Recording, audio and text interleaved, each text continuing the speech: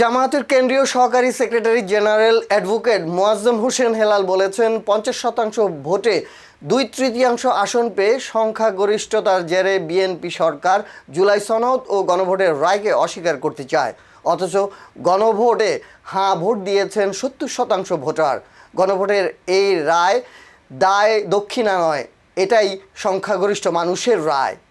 অবিলম্বে গণভোটের রায় বাস্তবায়নের দাবিতে শনিবার 11 এপ্রিল নগরীর টাউন হল চত্বরে 11 দলীয় ঐক্যজোট আয়োজিত বিক্ষোভ মিছিল ও সমাবেশে প্রধান অতিথির বক্তব্যে তিনি এসব কথা বলেন। এ সময় অ্যাডভোকেট হেলাল বলেন, শুধুমাত্র সরকার পরিবর্তনের জন্য জুলাই বিপ্লবে এত মানুষ জীবন দেয়নি, দেশের কাঠামোগত মৌলিক পরিবর্তনই ছিল মুখ্য।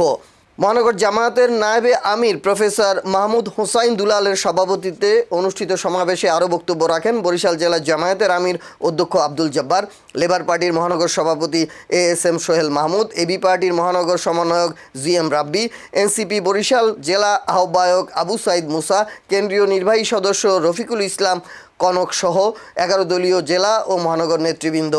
কর্মসূচির সঞ্চালনার দায়িত্বে ছিলেন মহানগর জামায়াতের মজলিসে শুরার সদস্য আনোয়ার হোসেন। সমাবেশ শেষে বিক্ষোভ মিছিল টাউন হল থেকে শুরু হয়ে নগরীর প্রধান সড়ক প্রদক্ষিণ করে সমাপ্ত হয়।